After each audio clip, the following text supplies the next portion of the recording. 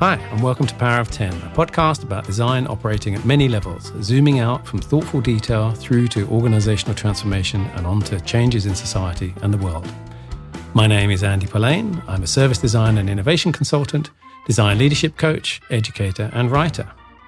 My guest today is Sheryl Cababa, author of Closing the Loop, Systems Thinking for Designers. She's a design researcher and strategist and is the Chief Strategy Officer at Substantial, a research, insights and development studio based in Seattle. Her practice is focused on systems thinking and equity-centered design, and she's worked with a diverse base of clients including the Gates Foundation, Microsoft, Ikea, and Khan Academy.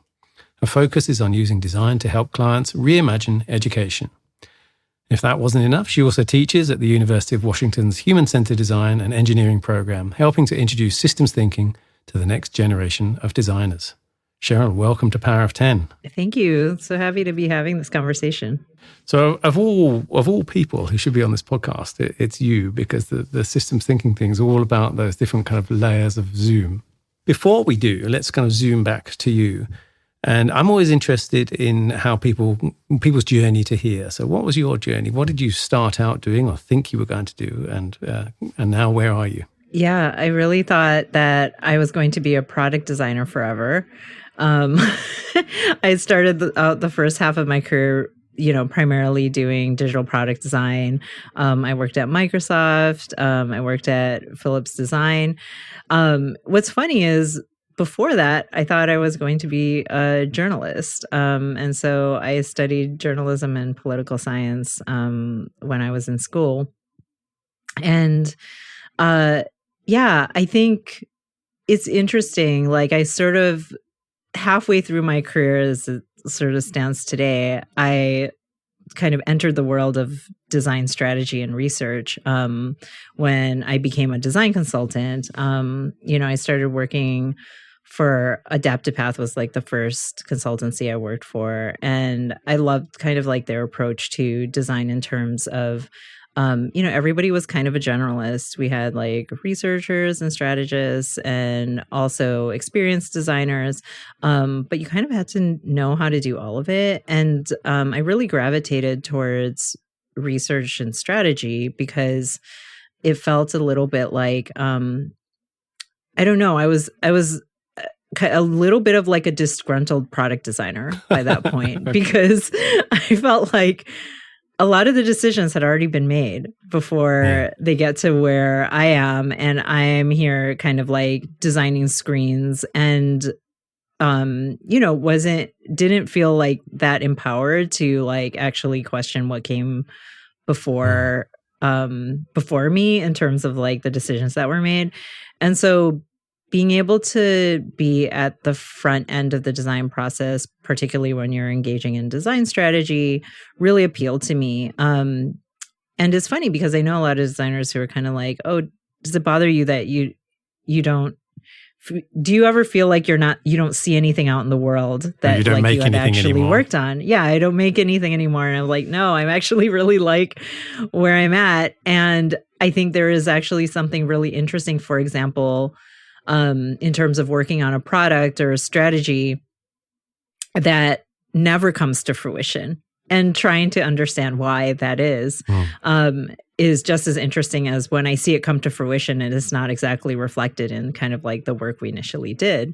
And so I think working in that space and working with like a ton of just different organizations in different domains, you naturally, I think, many in that same position gravitate towards ideas that align with systems thinking methodology, because, you're kind of like considering the intersection of organizations, products and services, and end users and other stakeholders who are kind of engaged at the eventual use of those products and services. Around this time, I was actually doing a lot of like service design as well. So I think all of those things combined got me really interested in system thinking methodology. And I think that's where that's how I started trying to integrate it into my practice. And you kind of see the results of that effort, like successful or not, in the book. It is successful. I'm really pleased. I was just saying before we started recording, I particularly want to give it to, I want all my students to buy it. I really think it's an important thing. So I'm going to get onto it in a second, but when you were saying, I was this frustrated product designer and then got into all of this, when are we talking here? Sort of what year are we talking? Yeah. It's interesting. Like I moved to the States in 2015 from the Netherlands. And so like I was kind of experiencing, myself and my family experiencing kind of like a big shift in kind of like moving back home to the US. Yeah. And like, I think around that time I was doing a lot of work with sort of like kind of big sort of like enterprise organizations. Like I worked with kind of like a major Canadian bank. I worked with a big pharmaceutical company. And I was a design consultant at Artifact at the time, which is another sort of Seattle-based studio. And I think kind of working on those kinds of products and services, you just start realizing that these things are intertwined. And then kind of the things that were happening in the world at that time, like the US election, Brexit, you're just kind of like, oh, these things are really like everything is connected in a way that we don't always acknowledge as we're making decisions about it. Yeah. And so just kind of like the political environment we were in at that time, combined with like kind of these big projects that I was working on, just got me really interested in just kind of thinking specifically about causality, about unintended consequences. And this really jumped out when I was working with kind of big technology companies on emerging technology was, like I kind of kick off the book with an anecdote about like how I used Black Mirror as an example to encourage my clients to think about unintended consequences. And they actually kind of viewed it as potential feature ideas. And that was like a very distressing moment for me. I as I read that, I thought I can absolutely imagine that moment, actually. I mean, for people who don't know, Black Mirror, UK TV series, and each episode was a sort of dystopian extrapolation of tech kind of now and what might happen if it continues on this path in the future. And so, for a client to then go, oh yeah, that sounds like a great idea, is worrying indeed. It was like a dystopian moment in and of itself. It was like, it was a moment from another show, which is Silicon Valley, which I don't know if anyone's seen, but it's definitely like a parody of the tech industry in San Francisco. So this would have been like 2015, 16, probably then when this was going on. The reason why I asked is because I definitely have seen. So as you know, I've been involved in service design for a while, and I was the book we wrote is 10 years old actually. Amazing! Oh my god! Kind of probably around nowish, I think. Yeah, I mean we started. It took us ages to write. So we started writing it at the end of 2010, and I think by then I definitely had already sort of discovered and got into systems thinking. But the first sort of few years before that, when I was shifting from, I'd say, sort of interaction design into that area, and I was interested in design of organizations and stuff. There's we're thinking a lot about the kind of zooming in and out. You'd think a lot about how an individual touch point sort of affects the whole system and how a shift in the whole ecosystem ripples across all the touch points and all of that. And then when I started, I think I read Donella Meadows' Thinking in Systems book, and I was like, oh my God, there's this whole thing. And obviously, I don't know do you know the origins of it? Because I mean, I trace it with her back to the limits to growth. But I'm guessing systems thinking goes back further than that. Yeah. I wasn't actually super aware of the history of systems thinking methodology until I really started conducting the research in this book, even though I had come across some of the writings before. So, for example, Peter Seng's The Fifth Discipline is kind of like a classic in organizational change management and systems thinking. And there's a lot of, I guess like thought leadership and writing from like the 1960s and 1970s, specifically Peter Checkland kind of like wrote, I think the Systems of Systems methodology, I think it's called SSM. That's the sort of the meta systems analysis of systems, right? Yeah. That's right. Yeah. Like soft systems thinking versus hard systems thinking. And I write a little bit about that in the book because I think there is, and I don't want to get like too deep into like the history of systems thinking because I think it's one of the factors that make this area really intimidating for designers is that they feel like it is like a fully fledged, tradition. And if they haven't engaged in it at all or don't know anything about it, then they're not equipped to actually be doing systems thinking. And I've felt that barrier definitely. Like when I've kind of talked to folks who have used systems thinking, in terms of like the formalized systems thinking practice, I would just like walk away from some of those conversations just feeling like I'm not equipped to be doing this. Okay. Like I'm not equipped to be creating systems maps that are dynamic and that, I have to kind of plug in math. Yeah, and there's a living flow diagrams of right. Yeah. Living causal loop diagram. It's I think it can be a barrier. And then sometimes those in the design practice are like, I have other things to do. That's why I became a designer. I don't do that. Yeah.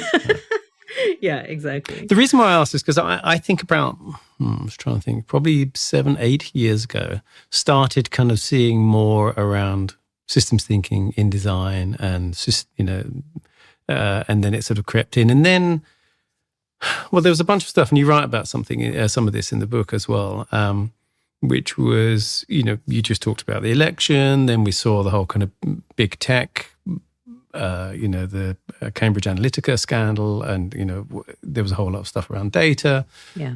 And then this idea of, what's going on in the tech industry and all the kind of potential harms, and also what happens if you sort of move fast and break things at kind of massive scale. Plus, then you got the Black Lives Matter movement, which had obviously been going for a while, but it hadn't had that kind of moment with George Floyd, and is hopefully still going with their moment. I don't want to kind of make that sound like that's just was a blip, but there was a kind of it was a moment where that pushed into much more of a kind of mainstream consciousness at the same time as Trump and everyone else. And then COVID happened, right? And for me, I used to struggle to explain this relationship between the micro and the macro, and COVID was in a way a kind of a gift there. And you talk about it as an example in the book because it sort of is a thing that everyone experienced, I guess. Yeah. It's interesting how all of a sudden you had kind of the media trying to explain systems during the beginning of COVID. Like just things like, why is there a toilet paper shortage? So that like sort of interaction of like the micro and the macro, like suddenly all of us were like semi-experts in logistic systems and supply chain problems because we were like, oh my gosh. Feedback loops as well, yeah. Yeah, and feedback loops, like why is this one thing, why is there a shortage in terms of like this one thing but not with others? And yeah, just the idea that all of these things intersect. I talk a little bit in the book about the STEEP framework, for example, like sociocultural, technological, environmental, economic, and political. And everything you saw happening, like particularly when the pandemic started, had every single one of those elements evolve, whether you're looking at toilet paper shortages or whether you're looking at like mask mandates or what have you. There's like a human behavioral element combined with, various like systems at play, infrastructure, policy, etc. And I think like that's when you hear people talking about like how systems work, how essentially how we have these just in time supply chains, etc. And this affects everything that we do. And I think just having an understanding of that, even if it's like hard to figure out, like how can this integrate in my work, is sort of a mindset shift that has been happening, I think, more broadly. I never, like, outside of academia, heard the term systemic racism used in the mainstream until just a few years ago. Yeah. And even that sort of like perception is a fundamental shift in our collective mindsets that is oriented around kind of thinking about how things are interconnected.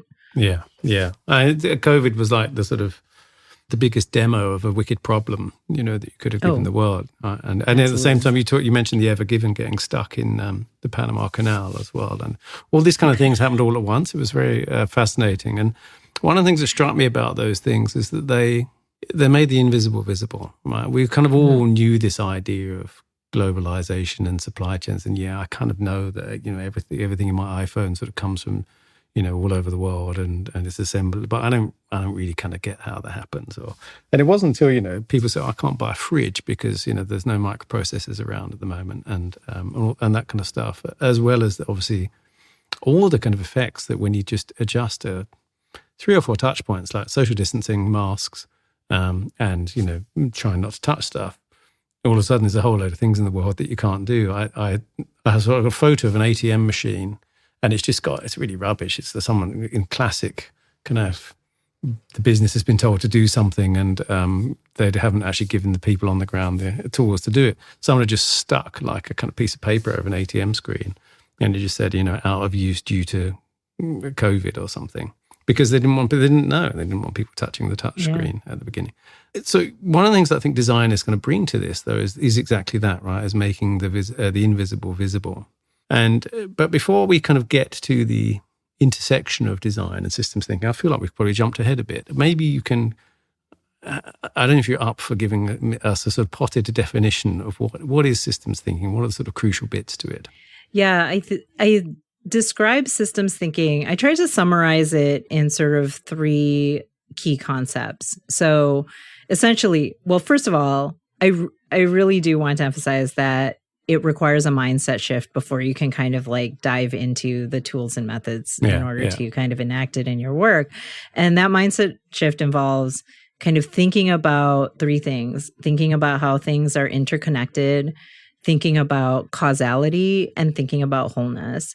And so, if you think about just like a forest or like a tree root system, all of those things are interconnected. The trees are kind of talking to each other and what have you. There's also causality. So you have a whole system of like biodiversity that is dependent on those trees and how they grow and interact with each other.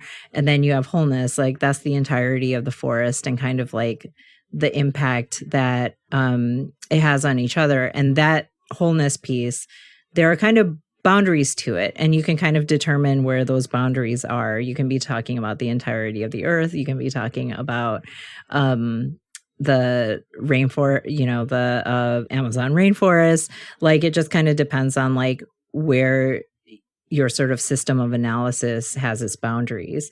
And so kind of thinking about things in those way automatically should expand your purview beyond just like what you're working on as a designer, like whether you're working as a designer on a product, whether you're like designing how services interact with each other, whether you're working on organizational change, like all of these things.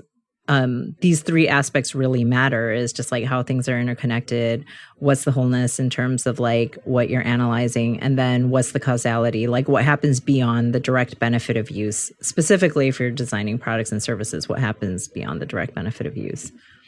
Yeah, and so that idea of causal loops, well, there's a few sort of fundamentals of things like stocks and flows, but that maybe you can explain what stocks and flows and causal loops are, because I feel like they're kind of core terms, and we get stuck without getting those sorted. Yeah, it's funny because like folks who are like familiar with systems thinking really associate it. These are kind of like the most iconic sort of expressions of systems thinking are often causal loop diagrams and then stock and flow diagrams. So causal loop diagrams are basically just cause and effect loops that can either like indicate, there's different terminology. Like it could be a virtuous cycle. So just something that maintains itself. The classic example used in systems thinking is a thermostat. So if you have a thermostat set to room temperature and then the heat drops like inside the house, the thermostat will kick on. It'll hit the temperature that you've set and then it will turn off. And so this is a sort of sustainable loop because it kind of maintains itself. You can have vicious cycles as well. So I think an example that I use in the book is around urban sprawl. So the idea that people buy more cars, so governments invest in more roads and car infrastructure, and then things get built farther apart. And so people buy more cars. And so this is what you might describe, if you don't like cars, as a vicious cycle.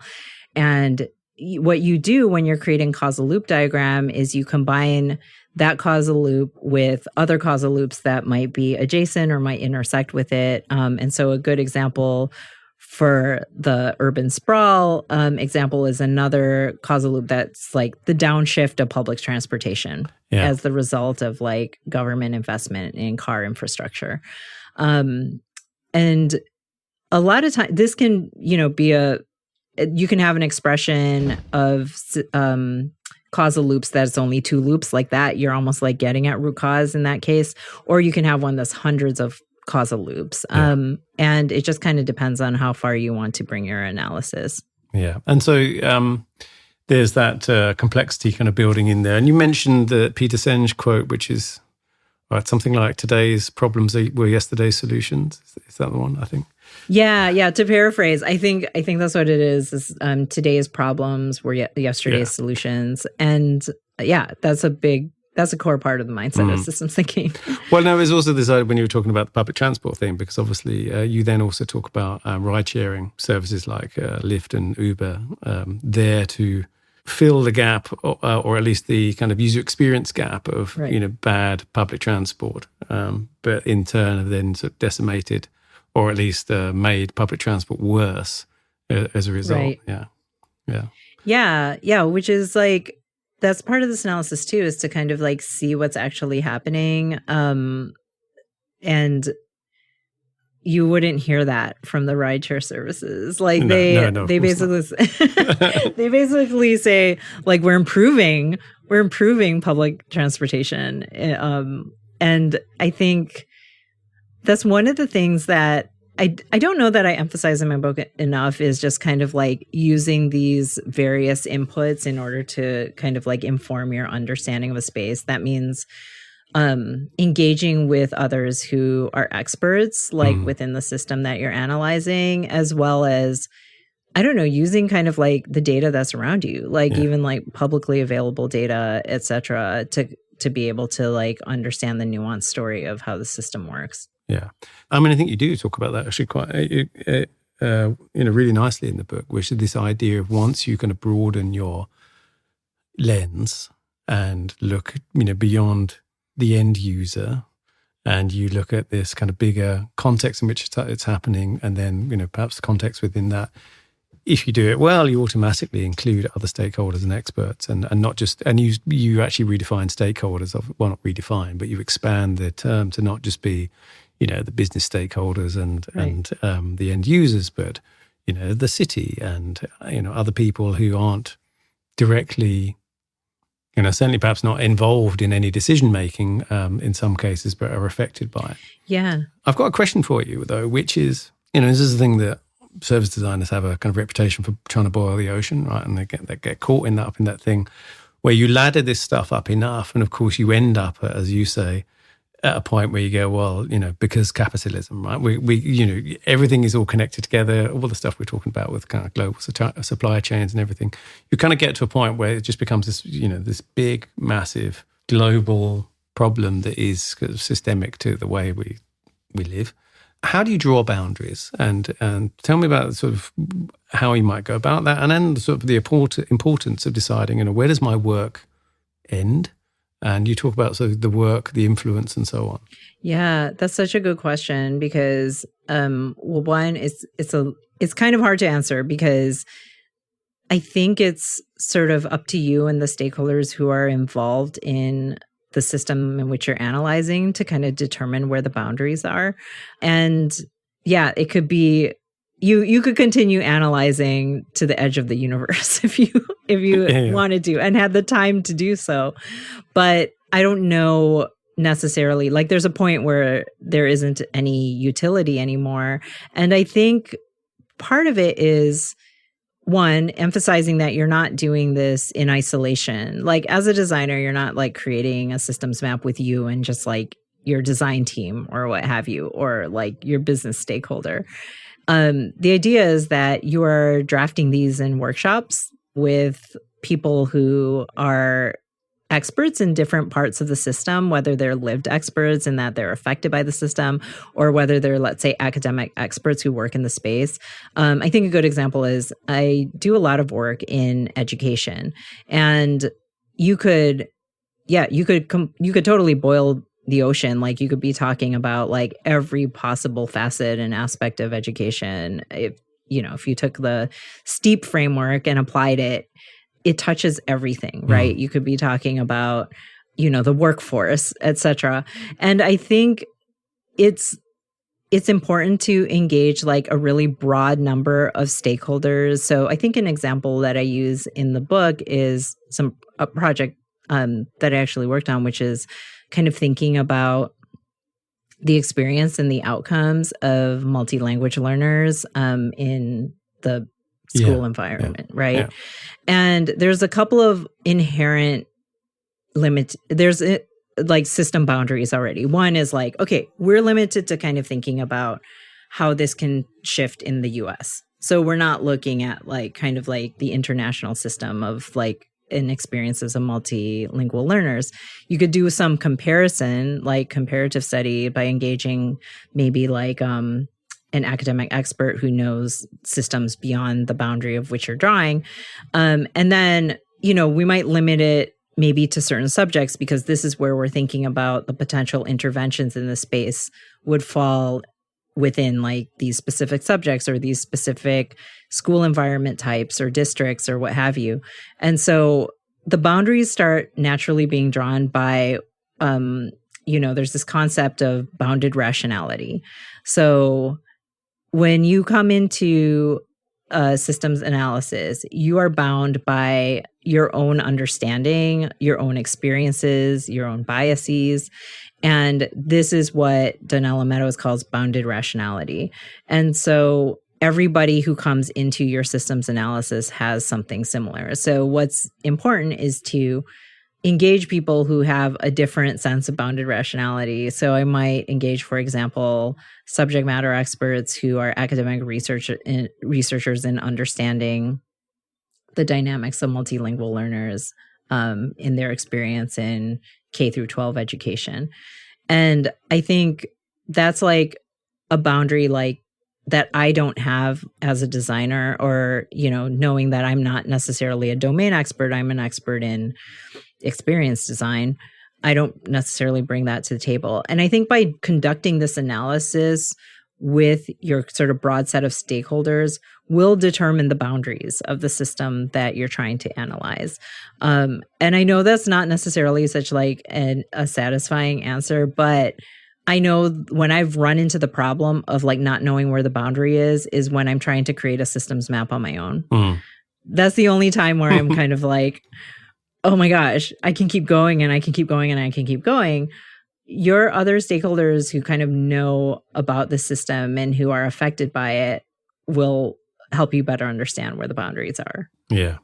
In the Donella Meadows book, she uses these sort of clouds at either end of a sort of stocks and flows diagram to indicate that we know there's other stuff here. And of course, kind of really, one end wraps around to the other quite often as well. But this is the boundaries of what we're concentrating on. There was a thing that really stuck with me that Ben and Lavrent, with whom I wrote the service design book, and I think as a live work thing, they used to talk about on and off ramps, and this idea that each touch point has an on and an off ramp. So people are coming from, or step, are coming from somewhere and they're going somewhere else, whether it's from step to step or, over time, or from touch point channel to something else. So, coming from a website to a face-to-face experience. And this idea that if you can kind of take care of or consider the on and off ramp, and if everyone does it, then the whole thing becomes much more, if not seamless, then there's a lot more kind of joining together, because a lot of the problem happens when, one group of people design one bit, another group of people do another bit, and there's a gap, and everyone thinks it's the other person's responsibility. There's a lot here where you can imagine and think, well, and this is, there's a lot of designers who feel like, well, I want to make a positive impact in the world. I want to work on something to do with sustainability, the social impact. There's this, I know lots of design students, certainly, but certainly lots of other colleagues who want to do that stuff and often don't get the chance to. I want to kind of turn it around, though, because that sort of siloed, disjointed kind of way of thinking that doesn't have those on and off ramps often happens in companies or in product teams where, kind of cranking through a set of features from a backlog, and they're not, or the feature teams are separated from each other, but they're actually working on one whole thing, holistic thing. And from a, say, a product manager point of view, or from a CEO or business point of view, they're, what's in it for them to think in terms of systems? Because I can see the counter argument is, yeah, that's all very well, but, can't boil the ocean. So anyway, I've got this KPI or OKR, if you're lucky, to deliver this feature, right? Why should I bother with this? Yeah, I think it's actually, I kind of describe it as a potential source of innovation. Like for people who are decision makers, if you understand kind of the system in which you're operating, you might be able to identify other points of, I use the term intervention. I know it sounds weird in a business context, but like you can identify just other areas for potential change that could be not something that was on your radar before. And so I think that's like kind of one way of thinking about it. I think another is you might be able to identify potential unintended consequences if you kind of look at the system of like how you're designing something. So again, kind of back to the example of education, there are a lot of stakeholders in education. And if, for example, I'm working on a learning management system that needs to be used, I don't know, in a huge school district-wide, oftentimes, the way you're designing it might be oriented around it might even be oriented around who is buying it, right? Like there's the administrators, IT management, not the end users, or what have you.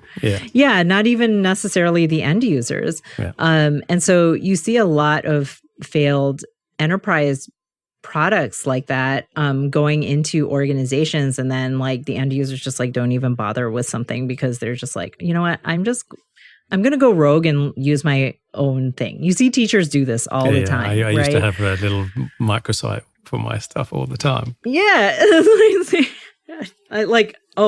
I've done it. As a teacher, I've done it as well. And so I think just having that basic understanding, and it's not just about even just like shifting towards your end users. It's about kind of like understanding how you can kind of pave the way for success for a certain solution or what have you. I remember, I do a lot of work with like philanthropies as well.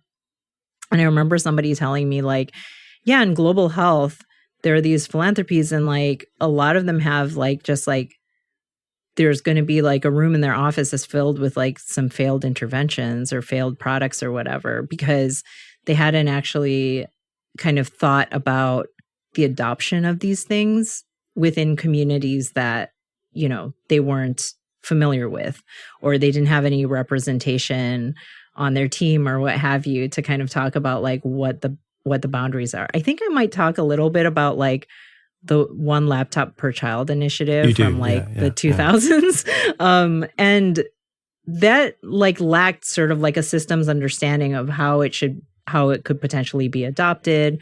And, some of the potential cultural barriers, some of the economic barriers and infrastructure barriers to that sort of thing being adopted. They might have come up with a different type of solution had they kind of understood the dynamics within the communities in which they were going to be operating. And that was this idea of kind of one laptop per child, that this thing would to just benefit one child didn't make sense culturally. That it would be, how does this benefit the family or right, or community? Yeah. There were similar things in Australia, I think, as well, with the Indigenous community there. That some of the welfare systems that the account or the security is connected to, log in by phone, and you have an app from the government that is like a two-factor thing. And the problem is it's matched to the IMEI number of the SIM card or of the device, and but those devices are shared. They're seen as a sort of common thing, and so it doesn't kind of work at all. Any of those things. Yeah. Sorry, go on. Oh no, I was going to say, I think one of the things that I emphasize, and I don't think people typically associate this with systems thinking, though when I was doing my research, some of the early kind of systems scientists like Peter Checkland talked about it quite often, was, what I call designer positionality. So thinking about who you are, where you're from, the kind of privileges you might have, the biases you have, and how that informs the way you think about solutions. And so I think many of these examples stem from not understanding even those who are going to be your end users, right? And so I think there's that aspect of understanding yourself as not being outside of the system, but within the system, is kind of a core aspect of the mindset of systems thinking, I think. So, designers, and you talk about this a bit, sort of often go quickly into the solution and solutionism and techno-solutionism in particular. But what's the difference between an intervention and a solution?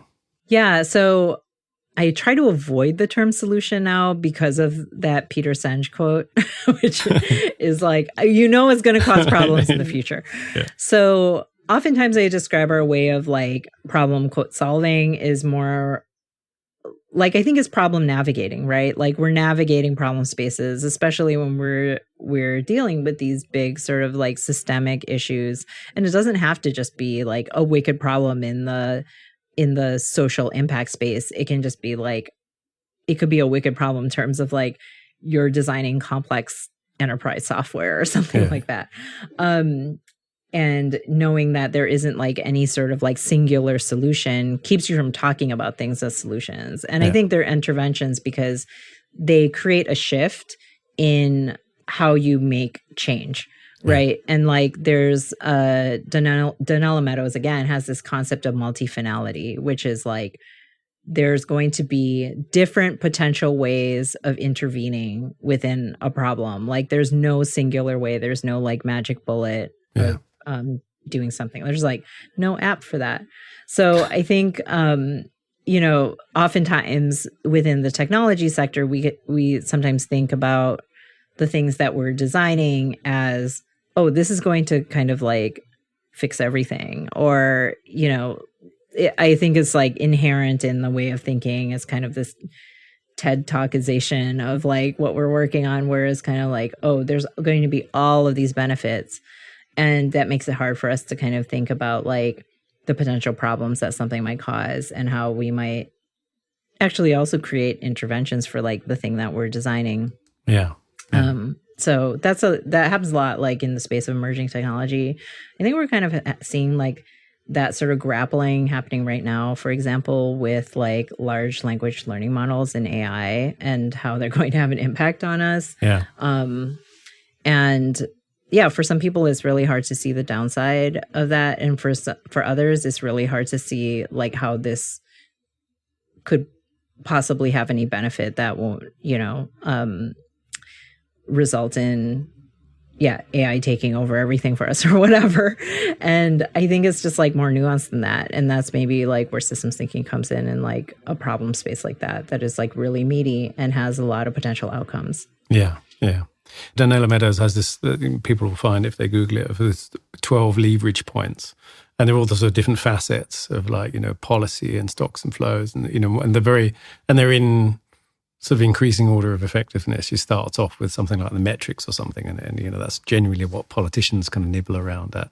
And the very last one is basically kind of change the system completely. And it's this kind of interesting set of way of looking at it. But I think also with that comes this sort of multifinality thing comes this idea that you talk about quite a lot, which is cyclical versus linear, that you it's never really kind of finished, right? When you're working with systems, this is why I kind of hate the language of product in terms of that sort of industrial language about kind of shipping code and kind of shipping features and stuff, because it makes it sound like we've done, it's out there, right, on to the next one, and we don't have to kind of think about it anymore. Whereas, obviously it's an ecosystem and you're just, no one ships code anyway. I mean, I shipped code. I've put a CD-ROM into a courier's hand and it's gone off, but, you upload it to someone's computer, someone else's computer somewhere in the world, right?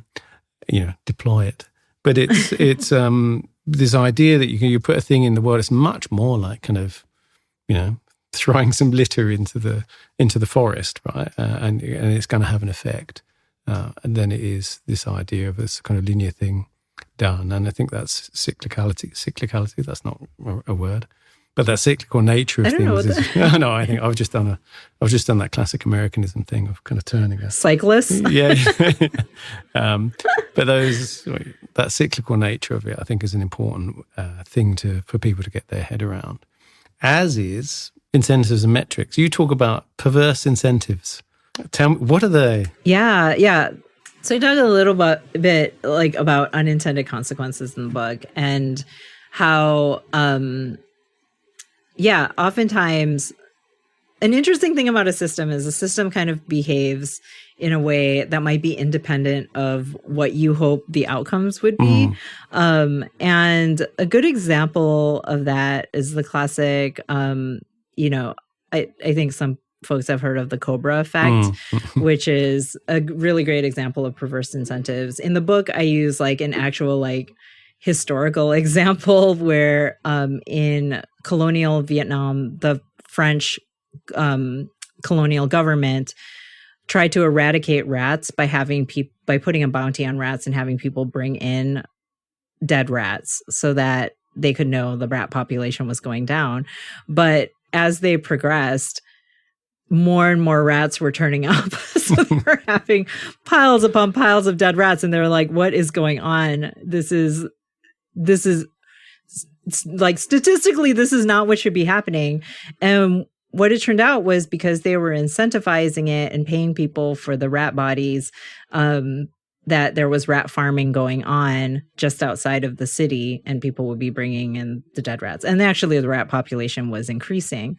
And so that's a good example of perverse incentives in terms of just like people are being incentivized to do the thing that you're actually hoping they don't do, or that you're actually hoping the outcome would be the opposite. And that, I think that happens sometimes just like inadvertently. So I hear a lot, for example, I've done some work with like the big technology companies that have social media platforms. And I think a lot of people like working within those product teams, as I've worked in the space of like responsible design and helping these teams with like responsible design, is that they really struggle with the metrics within their own organization. So if ultimately the thing that you're being measured by is, for example, daily active users or monthly active users, and you actually think like users need to slow their activity down, or, they need to maybe stop using your product for a while, this flies in the face of like the organizational KPIs, and it makes it impossible to kind of do anything that might challenge those metrics to begin with.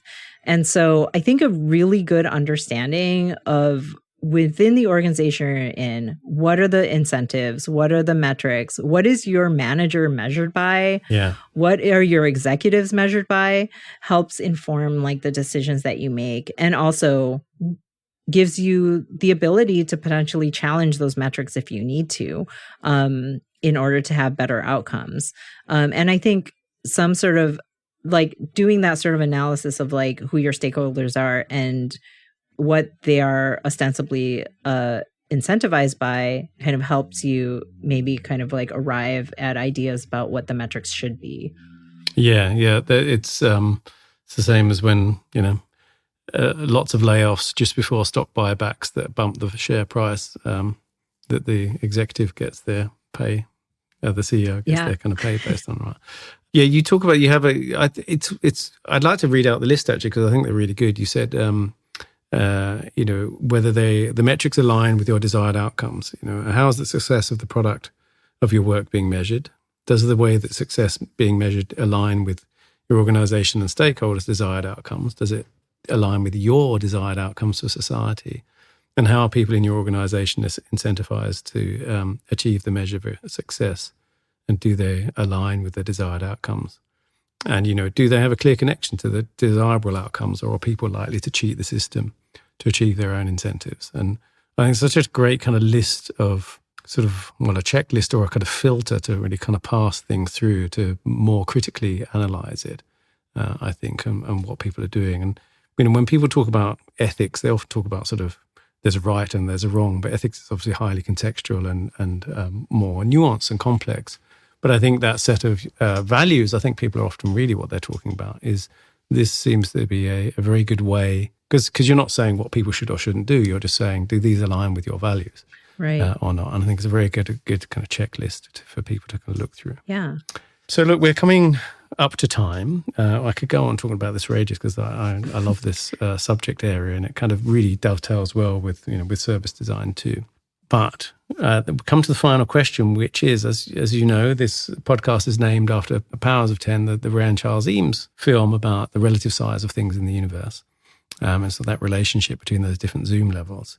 So what one small thing is either overlooked or could be redesigned that would have an outsized effect on the world? Yeah.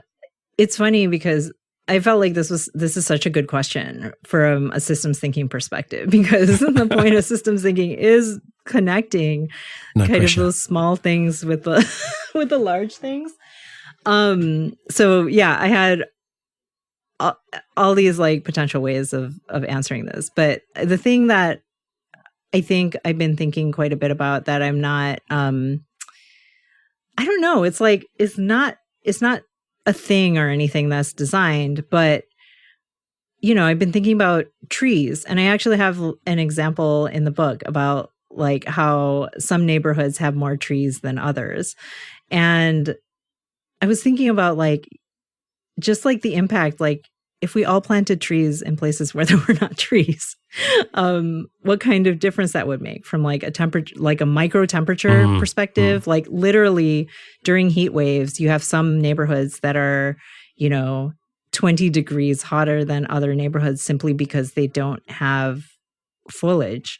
So it's how can you have an impact kind of in a small way? And that might just be be a tree planting activist and go to those neighborhoods. But then that's a great one. I mean, because it connects to so many other things. Because in the book, actually, you talk about how in LA, trees were removed from lower socioeconomic, predominantly black neighborhoods so that the police helicopters could more easily spot people from crime from above. And so there's a whole bunch of societal problems and biases and structural issues within all that.